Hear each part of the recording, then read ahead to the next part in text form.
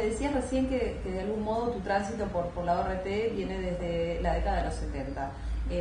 Hoy por hoy, siendo rector, desde los 90, ¿cuál es tu percepción de la educación superior en Uruguay? Que es insuficiente para el próximo paso que tiene que dar Uruguay.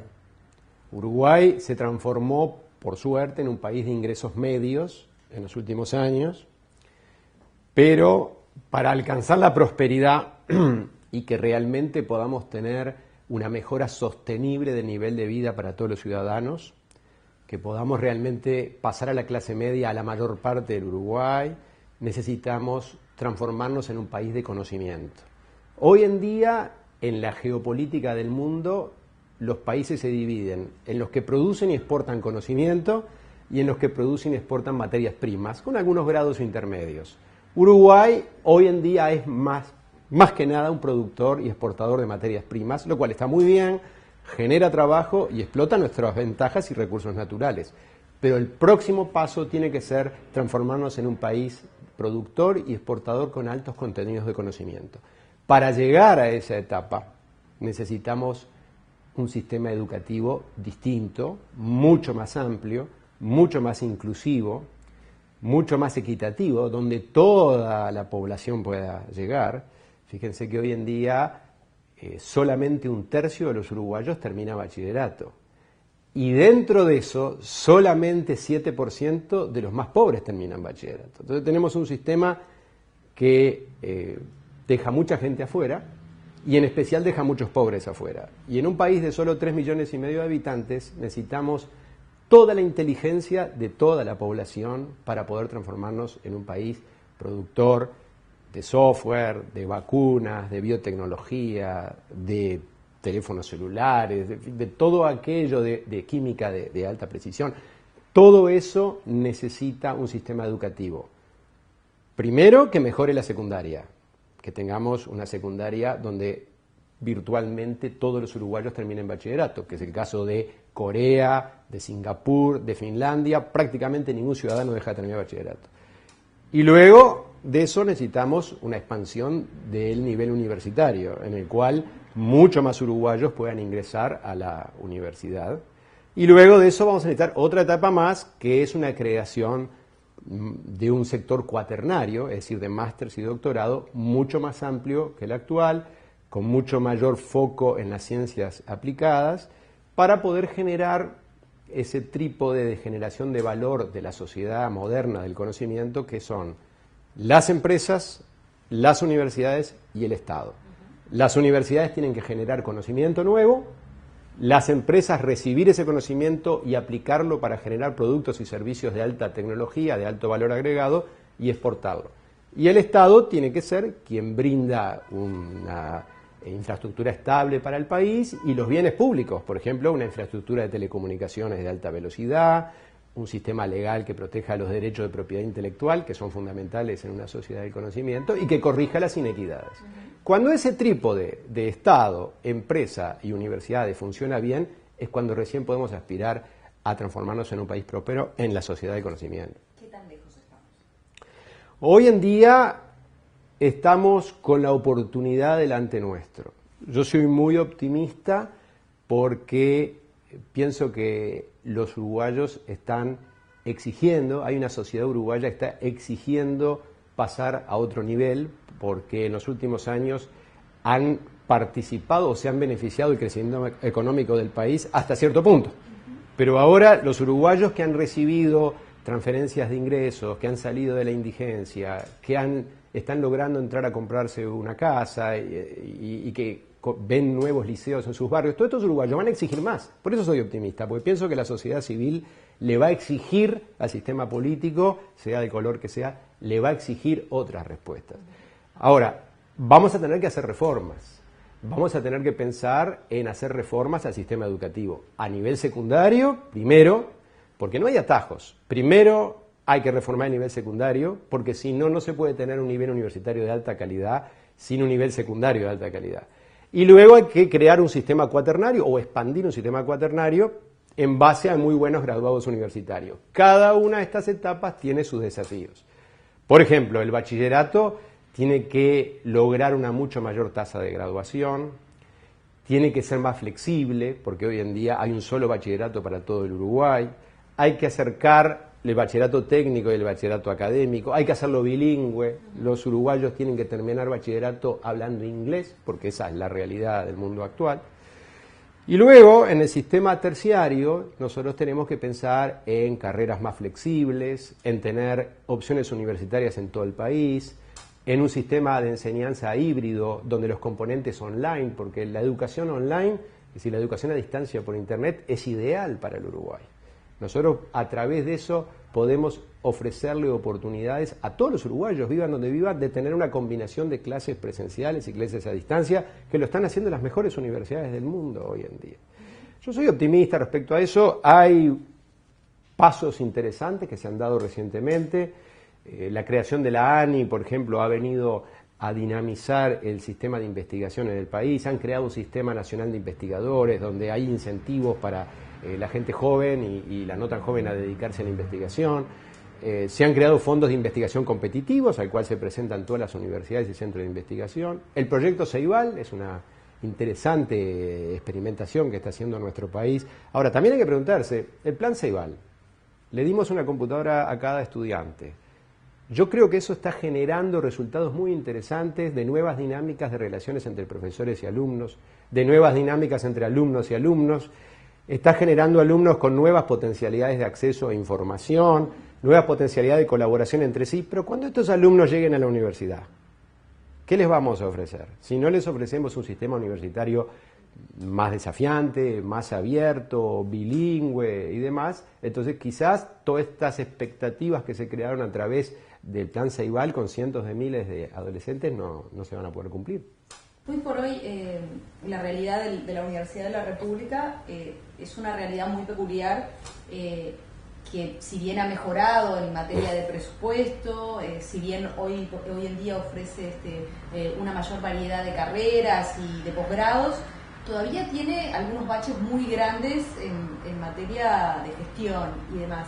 En tu experiencia, en el relacionamiento que has tenido con el espectro universitario público, ¿cuáles son los problemas que sufre la Universidad de la República que de algún modo le han impedido desarrollarse a la par de otras universidades estatales de la región?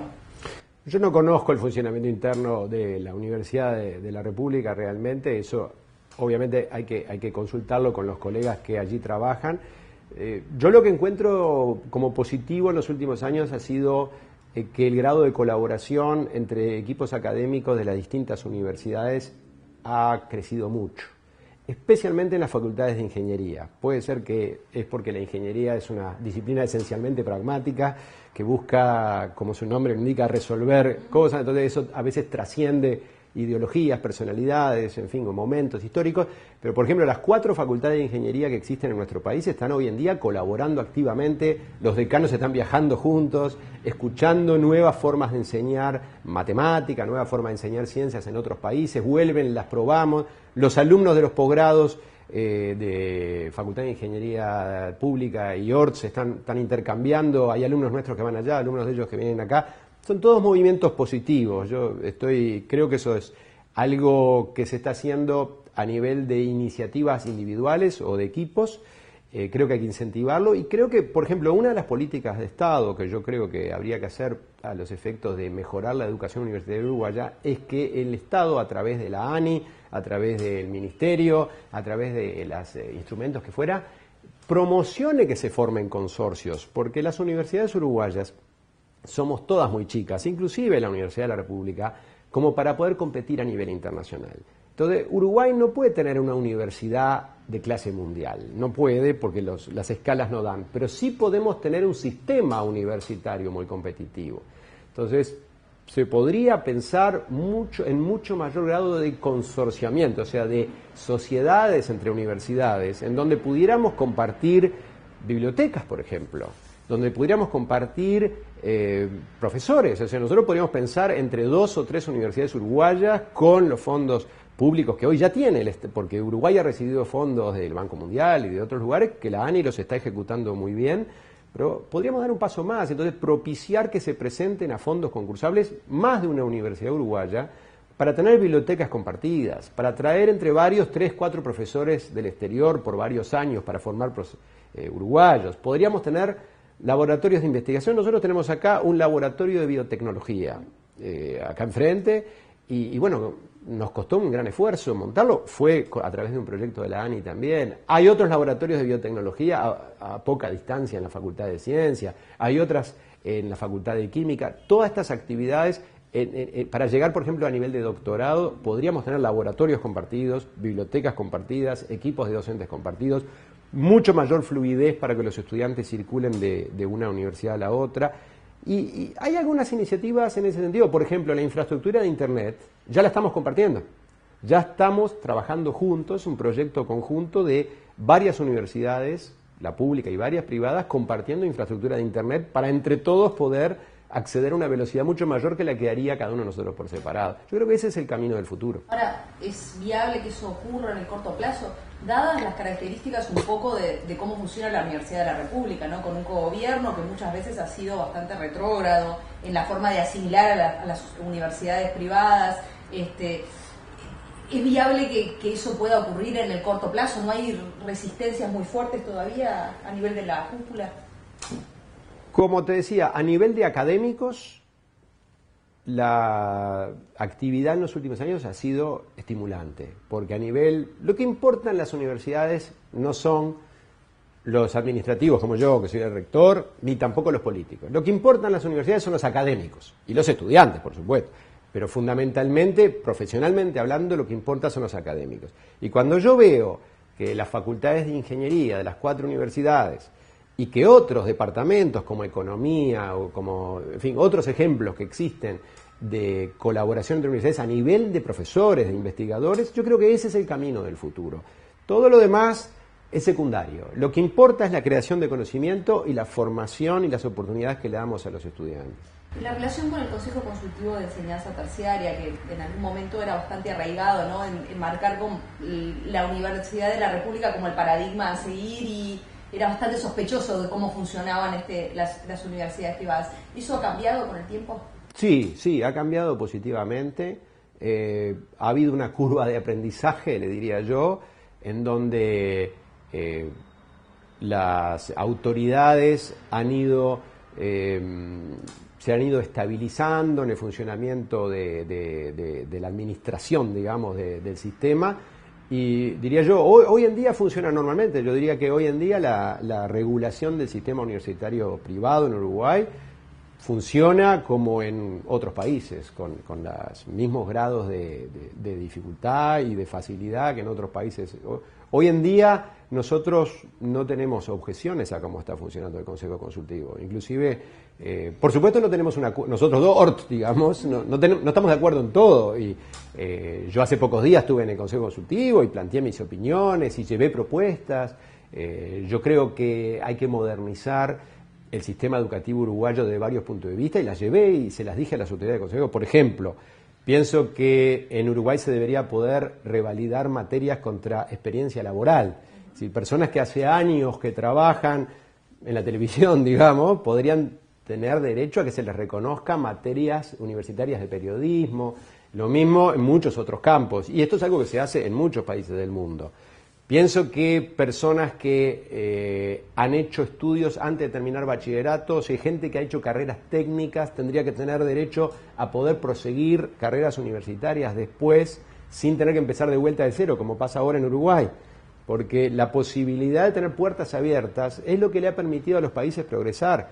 Los países tienen que, especialmente un país como Uruguay, donde 2/3 de las personas no terminan bachillerato, hay que incentivar a las personas a que estudien, y luego a que terminen bachillerato, por supuesto, y luego que terminaron bachillerato, que puedan reintegrarse a carreras universitarias, pero pudiendo acreditar créditos realizados previamente. Y esto yo creo que, por ejemplo, la UTEC va a ser un camino en este sentido, por ejemplo, muy, muy positivo.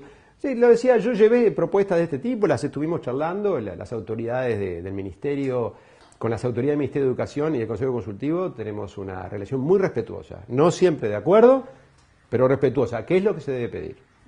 En comparación con la región, ¿cómo ve usted la situación de la educación superior en Uruguay? Yo pienso que no hay que compararse con la región. Creo que es un error.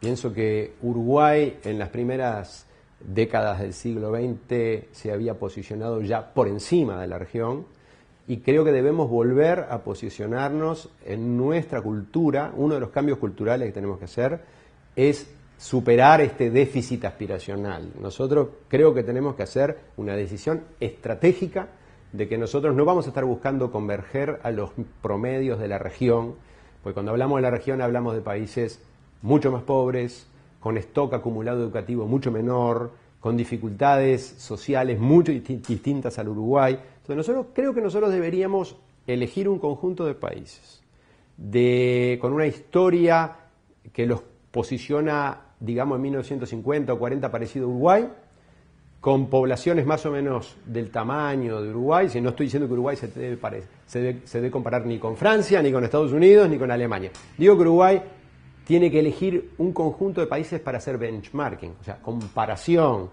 y aspirar a salir adelante al nivel de esos países que nos han mostrado que se puede. Es decir, hoy en día, un país como Corea del Sur, por ejemplo, tenemos una población cuyos abuelos eran analfabetos.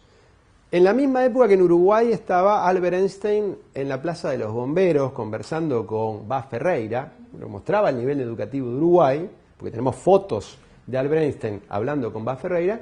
En Corea del Sur era un país ocupado, era un país donde el analfabetismo era enorme, y hoy en día es un país que tiene 100% de terminación de bachillerato, donde hay 100 doctorados en ingeniería por año que se gradúan, donde le exporta, ¿qué importa Uruguay de Corea? Camionetas 4x4, centrales telefónicas. ¿Qué exporta Uruguay a Corea? Leche en polvo, vacas lecheras, si bien tú decías que, madera. Quizás no sea lo más correcto compararnos con la región, pero en comparación con la región, de acuerdo al último ranking que hace este QS, Uruguay y la Universidad de la República aparecen en el puesto 76, la ORT aparece en el puesto 136, y estamos ampliamente superados por países, bueno, ni que hablar Brasil, México, Chile, Colombia, Perú, Costa Rica, Puerto Rico. O sea, ¿cómo un poco en la concepción que teníamos los uruguayos de tener una gran educación, esto nos deja bastante rezagados? Yo creo que estamos rezagados, pero no por el ranking.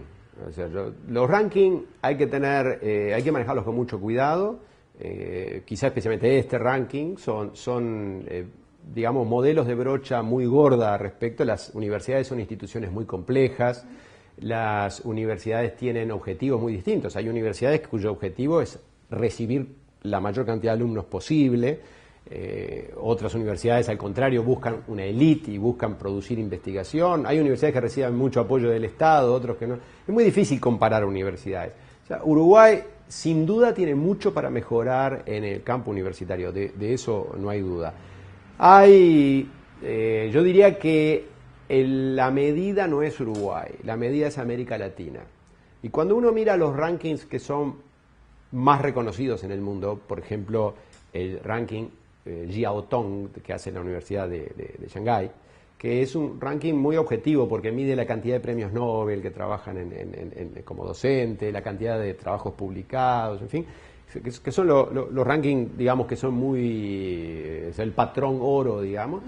Y ahí la verdadera historia no es Uruguay, ni Argentina, ni Chile. La verdadera historia es que en esos rankings, tanto en ese como en el ranking del Times Higher Education, que es el otro ranking muy, muy utilizado en el mundo, hay 3% de las universidades latinoamericanas.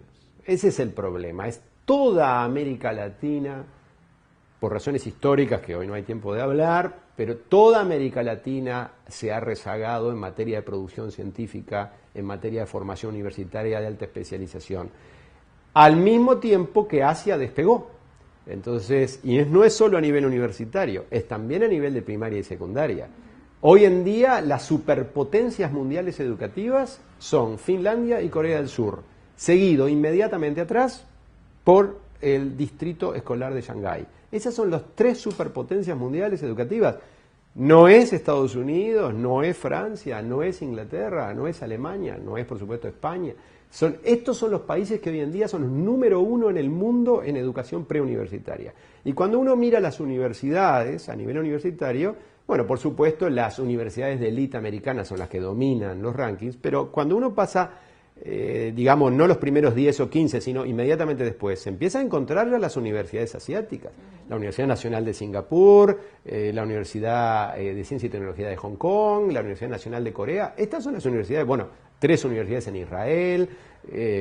Todos estos países, la Universidad de Helsinki, están apareciendo en los mejores lugares mundiales a nivel de producción de artículos científicos, de patentes, de profesores con premios internacionales, especialmente premios Nobel. Este año hubo 3 premios Nobel, 3 de los premios Nobel de este año son profesores de Israel, 3 nada menos. Entonces, estos países chicos que han progresado tienen que ser el benchmarking o tienen que ser la comparación estratégica que tiene que hacer Uruguay. Reitero, a nivel universitario, la historia no es Uruguay, la historia es que toda América Latina, por distintas razones históricas, lamentablemente se ha ido rezagando, y el resultado está a la vista. Las exportaciones de América Latina hoy están más basadas en el sector primario que hace 20 años. Estamos yendo marcha atrás en materia de agregar valor de conocimiento a la producción y exportación de América Latina, incluyendo Brasil y México.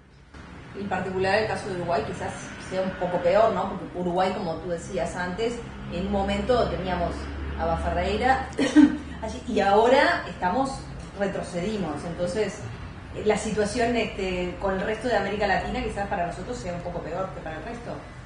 No es peor en el momento actual, objetivamente, ¿no? En las pruebas PISA, Uruguay no es el peor, ni mucho menos, en algunas cosas de los mejores, pero ese no es el punto. El punto es que Uruguay es un territorio pequeño, con poca población, sin diferencias étnicas, sin violencia política, sin inestabilidad social incontrolable a nivel de, por ejemplo, narcotráfico y demás. Todavía estamos a nivel controlado.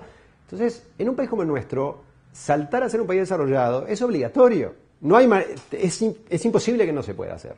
Lo que necesitamos es mostrar lo que han mostrado los investigadores, por ejemplo, se han preguntado, ha intrigado mucho a los investigadores cuando dicen Finlandia y Corea del Sur son las 2 mejores países en materia de educación del mundo, los mejores, las superpotencias les llaman. Pero son muy distintos. Culturas distintas, religiones distintas, regiones del mundo distintas. Los profesores de secundaria en Corea ganan mucho, ganan a nivel de lo mismo que un cirujano. Sin embargo, en Finlandia ganan sueldos promedio, lo mismo que una enfermera o un bombero, más o menos, a nivel de sociología ocupacional. O sea, son muy distintos los sueldos que se pagan, son distintas las formaciones, qué tipo de formación tiene el docente, son muy distintos en todo. ¿Y qué tienen en común para ser los dos las superpotencias mundiales educativas? ¿Qué tienen en común? Que los dos, cada uno a su manera, han adoptado como sociedad el compromiso de que la educación va a ser su pasaporte al futuro. Y toda la sociedad está dirigida en la misma dirección. ¿Falta una política de Estado clara en ese sentido?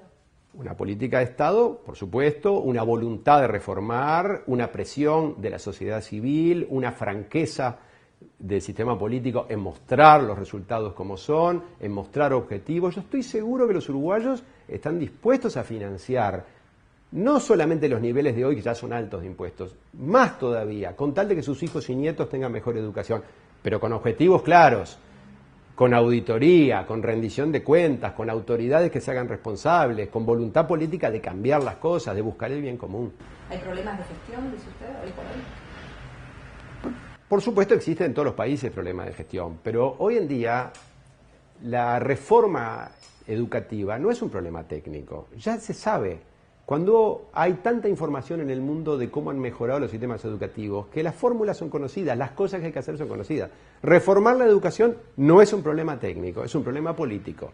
Hay que estar dispuesto a imponer una voluntad de mejora por encima de intereses sectoriales. Y hay que esperar un gobierno y una oposición y un sistema político y en general una sociedad, porque la sociedad no es solo el gobierno, la sociedad son los medios de comunicación, son el gobierno, es la oposición, son los medios académicos, son las cámaras empresariales. Una sociedad está compuesta por muchos factores. Cuando la sociedad frague en el unísono, en una coherencia de que la educación es el pasaporte del futuro, como es en Finlandia o en Corea, ahí vamos a poder salir adelante. Esto no es imposible. Fíjate que hace 25 años, pensar que iba a haber una unanimidad prácticamente en Uruguay sobre macroeconomía, pensar que hace 25 años todos los economistas iban a estar más o menos de acuerdo y todos los partidos políticos más o menos de acuerdo en que no hay que hacer detracciones, que tenemos que tener una economía abierta, que hay que atraer inversores internacionales. Estaban todos de acuerdo. Hace 25 años estaban todos en desacuerdo. Y yo por eso soy optimista que vamos a poder llegar a un acuerdo, pero claro, hace falta liderazgo. Hace falta un liderazgo que propicie, que lleve. Cada uno de los países que yo mencioné tuvieron sus líderes en su momento que incentivaron, estimularon y apoyaron esta galvanización de la sociedad de sus países hacia un futuro común a través de la educación. Una pregunta que va un poco hacia la raíz del asunto, ¿no? Ya hacia educación inicial, hacia primaria, haciendo un estudio, otra investigación, lo que me he encontrado es que en ese lugar donde nacen la mayoría de los niños hoy por hoy, la gran mayoría de las madres que viven en los lugares más pobres tienen una concepción muy baja del valor de la educación. Y estamos hablando de niños que están creciendo en esos entornos, donde la educación parecería tener poco valor. En este marco, ¿no? En una sociedad donde está pasando eso, ¿cuánto tiempo puede llevar para que eso cambie, para que permee el valor de la educación y la capacidad que la educación puede tener para cambiar una sociedad? Es muy rápido, es muy rápido. Si nosotros tenemos la experiencia acá continua de...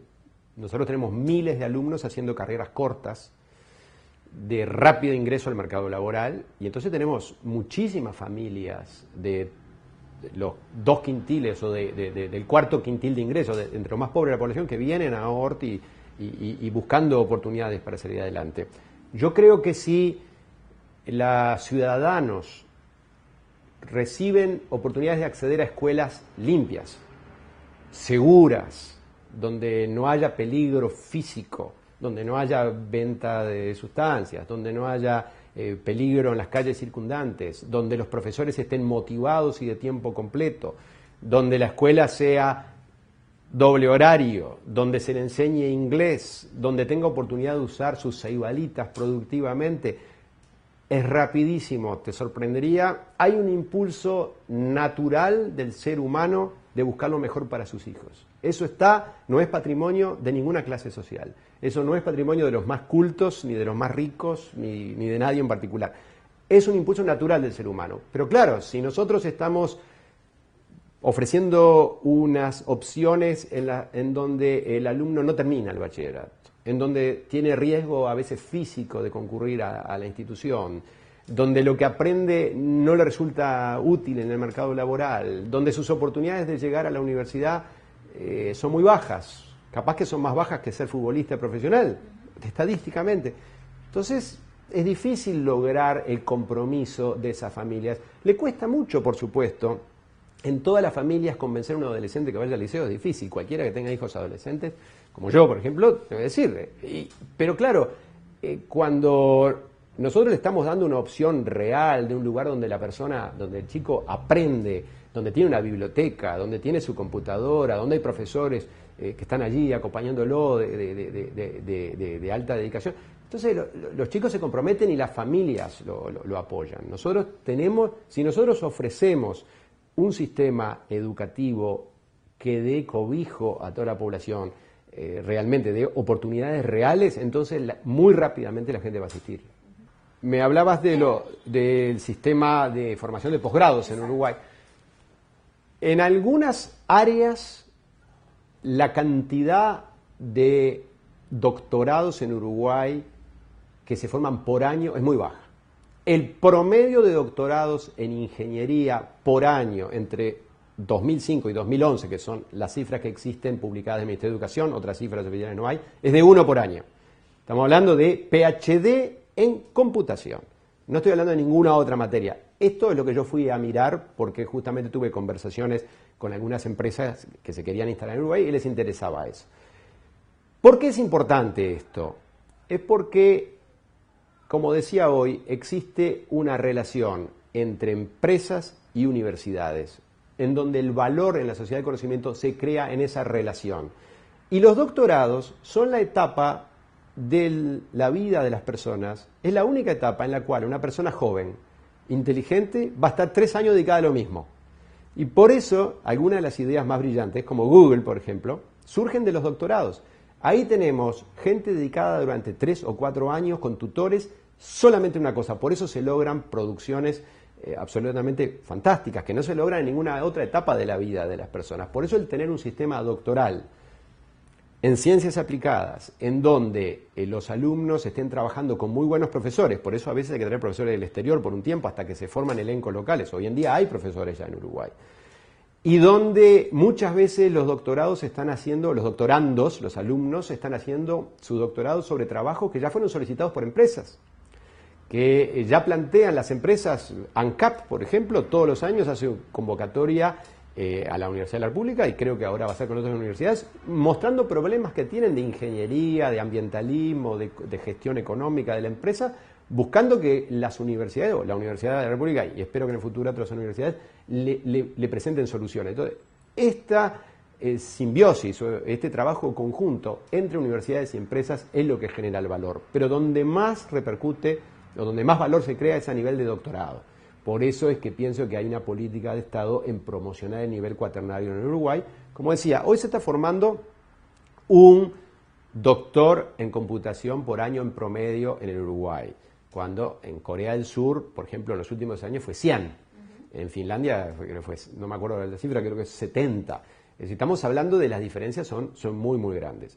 Esto no quiere decir que ya no hay una cantidad de doctores en Uruguay, por supuesto, hay doctores en Uruguay, inclusive un colega justamente estos días me comentó que se están formando 3 o 4 más o 5 más doctores en computación, pero estamos hablando que la diferencia no puede ser pasar de 1 a 2 o de 1 a 3, estamos hablando que Uruguay tiene que pasar a tener 15, 20 doctores en ingeniería informática por año, más en ingeniería eléctrica, en electrónica, en química, en fin, en todas las áreas que necesitamos para el desarrollo. Hablando el otro día con Odone, un poco sobre la situación que atraviesan las diferentes áreas de capacitación en Uruguay, él hablaba de la suya en particular y decía que para él un aspecto fundamental, una vez que un profesional se recibe, es poder ir a tener una experiencia en el exterior, a nivel educativo o a nivel laboral, como para un poco darse cuenta dónde está parado, qué cosas necesita para poder jugar en primera línea, que a veces en Uruguay se pierde un poco ese concepto. ¿Usted está de acuerdo en que es necesario para los profesionales uruguayos de algún modo tener un contacto con el exterior para no perder de vista cuál es la línea para tratar de mejorar lo que es Uruguay hoy en día? Sí, plenamente. No es para Uruguay. O sea, todos los países del mundo, los sistemas universitarios del mundo, buscan no ser lo que se llama endogámicos. Los sistemas universitarios del mundo buscan que los que se gradúan, por ejemplo, de licenciatura, de ingeniería en su universidad o de máster, vayan a otro país a hacer su doctorado y luego vuelvan. Porque obviamente se traen visiones distintas, otros contactos, otras redes. Entre otras cosas, América Latina sufre un grave problema de endogamia. No digo que sea el caso de Uruguay, pero es común en América Latina que las universidades, los profesores están formados en la propia universidad y entonces eso crea una especie de, a veces, visión bloqueada de lo que puede ser el futuro. Así que concuerdo plenamente con la opinión vertida. Nosotros acá en OR tenemos una política fuerte de conversar con los padres y decirle: usted va a mandar a su hijo a OR, empiece a ahorrar desde ahora para cuando termine su carrera se vaya a hacer una maestría al exterior. Nosotros dictamos másters en OR, pero preferimos que se vayan al exterior, 1 o 2 años al exterior. Va a volver una persona distinta. Estamos plenamente de acuerdo. En lo que tiene que ver con la proyección de los profesionales al exterior, ¿no? La posibilidad de ir a estudiar, pero también de ir a trabajar.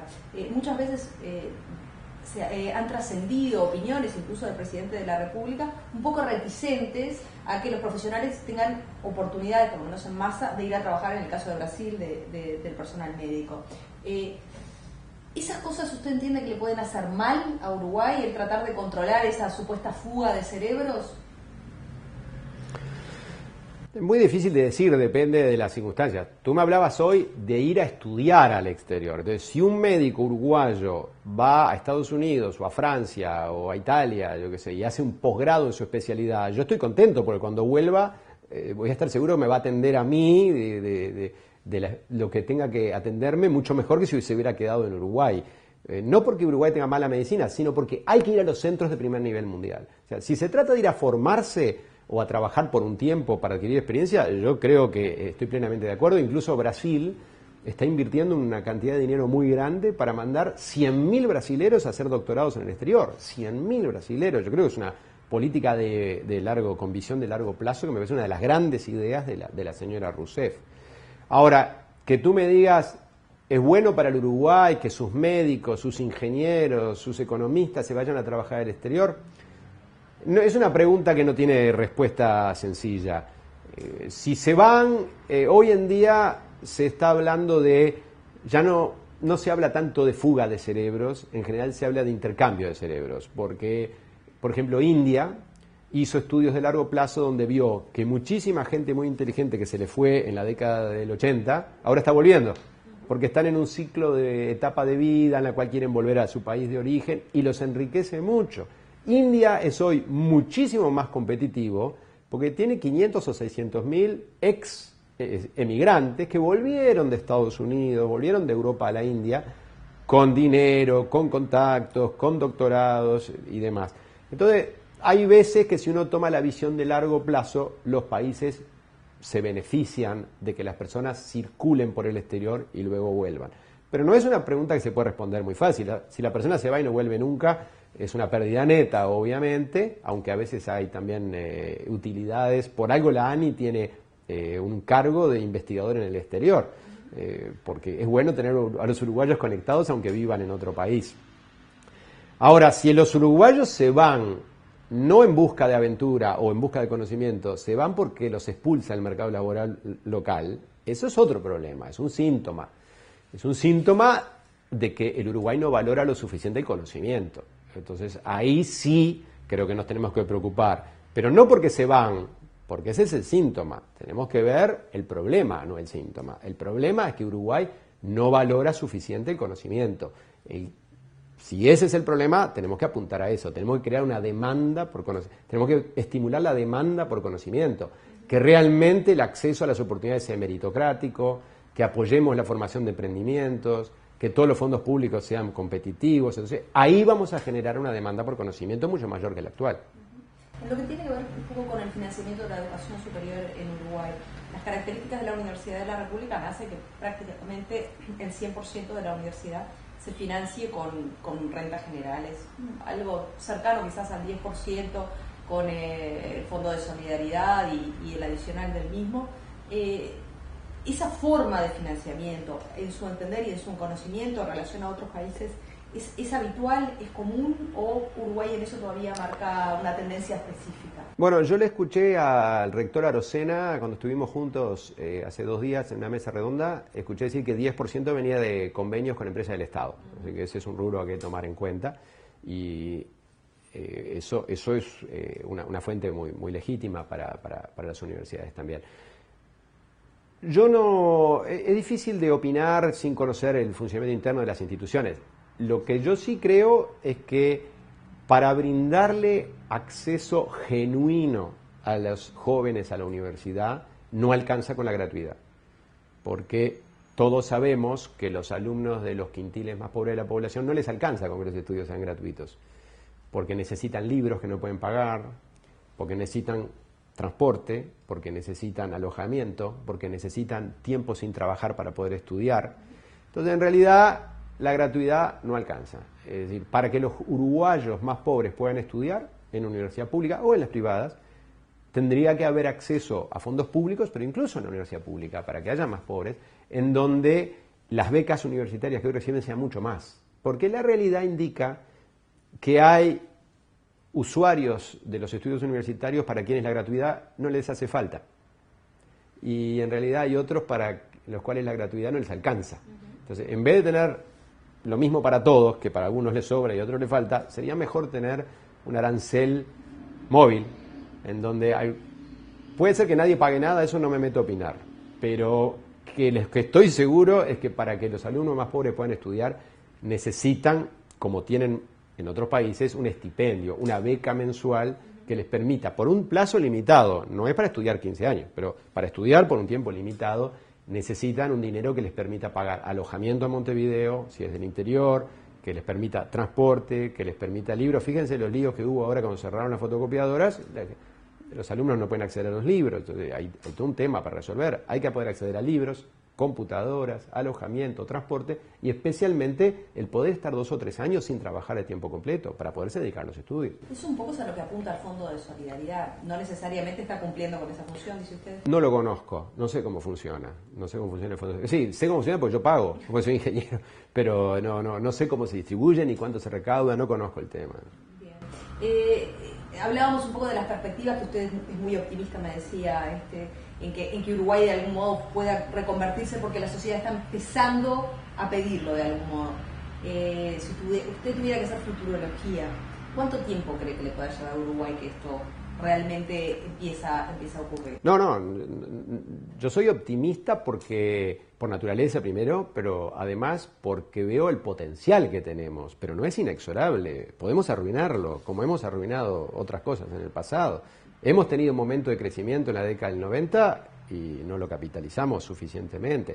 Ahora tenemos otro momento de crecimiento y quizás otra vez no lo... No es inexorable de ningún punto de vista. Lo que hace falta es un liderazgo unido que muestre un camino claro a la sociedad, que logre incentivar a la sociedad en esta dirección, como lo hubo en Finlandia, como lo hubo en Singapur, como lo hubo en Corea, como en Israel y en Nueva Zelanda, y te estoy mencionando todos países que en 1950 tenían los mismos números que Uruguay, o países que no existían todavía en el 40 o en el 30, demás, y países que hoy en día... Nosotros nos preocupamos con los problemas que tenemos en el puente de Frei Bento con los argentinos, pero tenemos países como Taiwán que tienen peligros bastante mayores al lado. Corea del Sur tiene una cantidad de bombas nucleares de Corea del Norte que los apuntan todos los días. Son países que sobreviven en vecindarios muy, muy problemáticos, con dificultades grandes, sociales y demás, y han salido adelante muy bien. Pero hace falta un liderazgo muy convencido. Y no, cuando digo liderazgo no digo el presidente de la República, digo... el sistema político, digo los medios, digo la sociedad civil a través de las cámaras empresariales, a través de las grandes empresas. Hace falta que se galvanice esta opción, esta visión de Uruguay con una plataforma en su educación. La educación tiene que ser el trampolín de Uruguay, pero lo puede ser. Eso es lo que yo digo, soy optimista porque tenemos un potencial muy grande. Pero bueno, ya vimos que cuando empezó el gobierno actual hubo creo que se llamó el Pacto por la Educación, y después no se pudo concretar mayormente, entonces no sé si se va a poder hacer. Todavía seguimos siendo autocomplacientes, seguimos creyendo en aquel mito de que la educación en Uruguay es buena, de que somos mejores en la región, quizás falte un cambio de mentalidad. No, hace falta un cambio cultural, pero no en ese sentido. Yo creo que ya nadie más se cree el mito, ese ya se terminó. Todo el mundo está dolorosamente... Ya llegó la noticia a todos de que el sistema educativo uruguayo tiene grandes problemas, eso nadie lo niega y eso me parece un gran paso adelante. Nadie lo niega, prácticamente nadie lo niega, ni adentro ni afuera. Los profesores saben que tenemos problemas, los directores de los liceos, se puede leer cuando van al Parlamento los directores de los liceos y cuentan los problemas que tienen, la prensa lo sigue continuamente. Yo creo que hoy ya nadie lo niega y eso es un gran paso adelante. Ahora... lo siguiente es cuál es el próximo paso, ¿qué viene después? Cuando nosotros decimos, hicimos lo fácil, ¿qué era lo fácil? Aumentar el presupuesto educativo. Eso era fácil, fácil no en el sentido estricto de la palabra, porque hay un esfuerzo económico de la población de poner ese dinero, pero era una decisión administrativa, así que vuelco menos dinero en las carreteras y más dinero en los liceos, y está bien, y fue importante. Pero no se puede solo aumentar el presupuesto, hay que hacer reformas, hay que hacer cambios, hay que cambiar certidumbres históricas. Por ejemplo, el Uruguay tiene esta certidumbre de hace décadas de que todo tiene que estar centralizado en Montevideo. ¿Por qué tiene que haber una Administración Nacional de Educación Pública desde Montevideo que defina planes de estudio, el cargo del portero, las horas del profesor? ¿Por qué no puede ser descentralizado? Esta clase de certidumbres hay que replanteárselas, hay que pensar algo distinto, hay que aceptar otros grados de libertad. Es en este sentido que hay que hacer un cambio cultural. Es muy difícil, sí, es muy difícil por varias razones. Primero porque educación es uno de esos fenómenos que están menos comprendidos. Es decir, hoy en día se entiende bastante.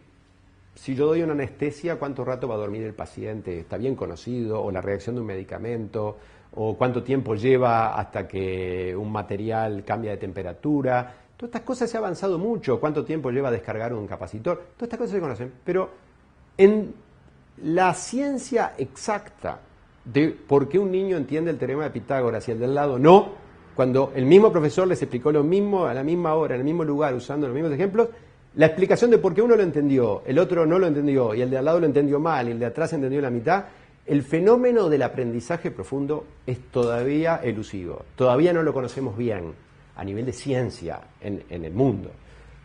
Hemos avanzado, tenemos teorías, pero no lo conocemos al mismo nivel de lo que conocemos para hacer aviones jet o de lo que lo conocemos para hacer a nivel de hormigón armado. Entonces, eso ya hace que el servicio educativo es difícil de gerenciar, porque todavía no se conoce bien el fenómeno esencial, porque en definitiva, ¿para qué está un liceo o una universidad? Está principalmente para que alguien aprenda. Y como uno todavía no se entiende a fondo la ciencia del aprendizaje, hay teorías, se ha avanzado, pero no hay las mismas certidumbres que en otras cosas, entonces ya lo hace difícil. Esa es una de las razones. ¿Qué rol juega la economía en la educación? La macroeconomía del país, ¿decís tú? La macroeconomía y la microeconomía. Bueno, obviamente tiene un rol muy importante porque se tiene que sostener. Cualquier emprendimiento, incluyendo un emprendimiento educativo, tiene que ser sostenible. Entonces, cuando uno toma decisiones en educación, las tiene que tomar, son muy difíciles de tomar, porque uno tiene que decidir, ¿voy a gastar más en la biblioteca, comprando libros? ¿Comprando más equipamiento de laboratorio de física, de biotecnología, de computación? ¿O voy a gastar en contratar más profesores? ¿O voy a gastar en mandar profesores a hacer doctorado? Es decir, la economía de un centro educativo es sumamente compleja porque hay muchos factores de demanda para construir. Construir una educación universitaria requiere de muchos factores. Requiere de profesores muy bien formados, requiere de bibliotecas del mejor nivel, hoy en día, por supuesto, requiere de conexiones de Internet, requiere de laboratorios, requiere de profesores que van al exterior a formarse, requiere de profesores que investigan, de profesores que publican, que van a congresos.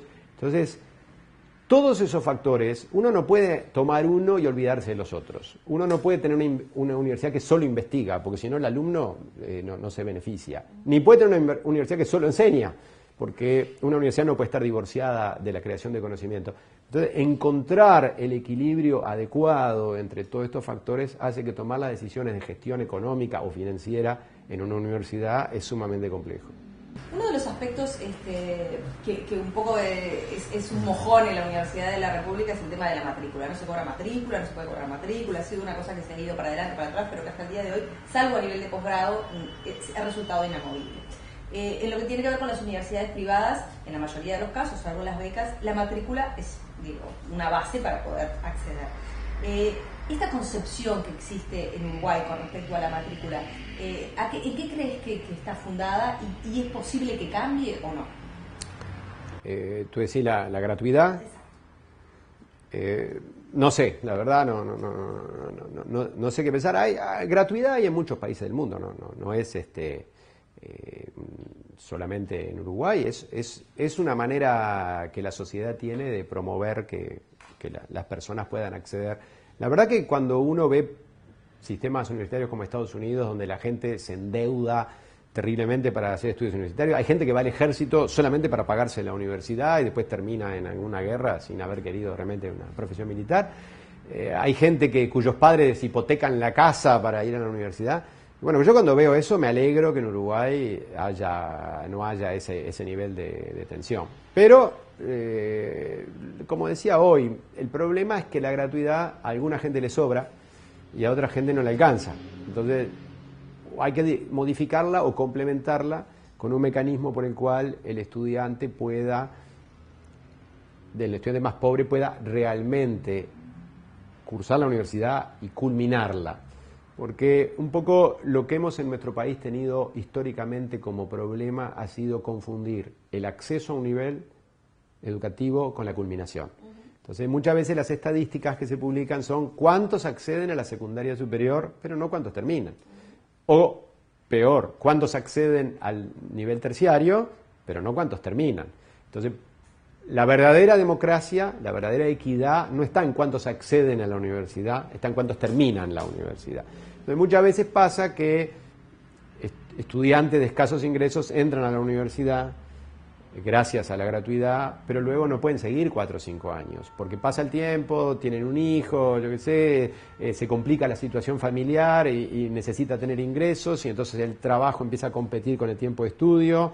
Las carreras, a medida que avanzan, muchas carreras tienen demandas de compra de materiales, hay carreras como, no sé, arquitectura, odontología, que requieren comprar materiales que son costosos, libros que son costosos. Y entonces ahí se generan desigualdades al interior de los estudios universitarios, que hay que compensar. El Estado está para compensar desigualdades. Pero yo creo que sería más efectivo y más justo darle a cada uno lo que necesita.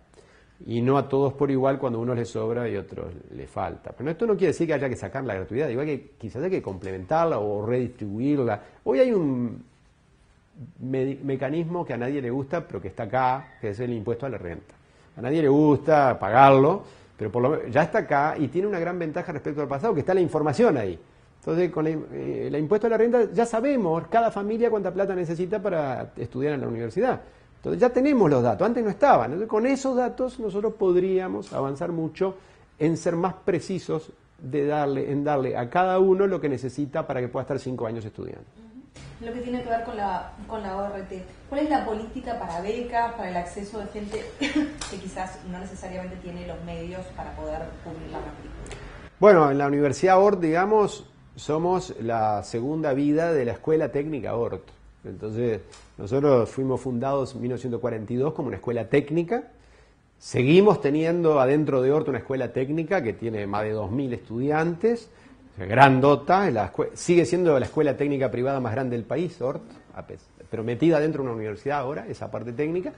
Y entonces está en nuestro espíritu desde siempre la preocupación por el acceso de las personas Nosotros pensamos que nuestra educación es mejor, no mejor que otros, quiero decir, es mejor que nosotros mismos. Nuestra educación mejora cuando dentro de un salón de clase tenemos una diversidad cultural y social. Entonces hacemos un esfuerzo por una razón de justicia y además porque pensamos que la educación es mejor, pensamos que el aprendizaje es más rico cuando se encuentran personas que son de distintos barrios, de distintas partes del país, cuyos padres hacen distintas cosas, que han ido a distintos tipos de liceo, pensamos que es mucho mejor y estamos muy contentos con esa mezcla porque da a mucha creatividad que en su ausencia no se daría. Entonces nosotros tenemos un examen anual por el cual los estudiantes compiten por becas. Ese examen, nosotros usamos el mismo examen que se usa para el ingreso a las universidades norteamericanas, que se llama SAT, es el examen de aptitud académica, es absolutamente meritocrático, nosotros tomamos el examen acá y se corrige en Puerto Rico, en Estados Unidos, pero en español, y usando estrictamente los resultados nosotros otorgamos las becas, y gracias a eso tenemos una gran diversidad. Las becas las financiamos nosotros y también las financiamos gracias a donaciones muy generosas de empresas que ven a través de su colaboración con Becas en ORT la posibilidad de ayudar a personas a hacer carreras cortas o largas que los benefician. Y bueno, este año hemos tenido la ayuda de unas cuantas instituciones que nos han ayudado mucho para esto, como el Banco Santander, el Banco Itaú, Habitab, en fin, una cantidad, no quiero olvidarme de ninguno, porque cada una, chica o grande, nosotros la apreciamos enormemente y los beneficiarios la apoyan. El año pasado, nosotros tenemos una ceremonia de graduación todos los años y en la ceremonia de graduación aprovechamos para homenajear a los mejores estudiantes. Tenemos 2 ceremonias de graduación de los años, en cada una hacemos eso. Y bueno, este año uno de los mejores estudiantes, en la ceremonia que tuvimos en julio, había sido leñador. O sea, su profesión era leñador en el departamento de San José y él contó, yo no sabía, contó en el discurso que se levantaba a las 2 de la mañana a cortar leña en San José y después vino a Montevideo a estudiar en ORT y era reponedor en un supermercado. Y bueno, hoy es uno de los técnicos principales de una empresa internacional. Es un gran orgullo para nosotros. Muchas Gracias a ustedes.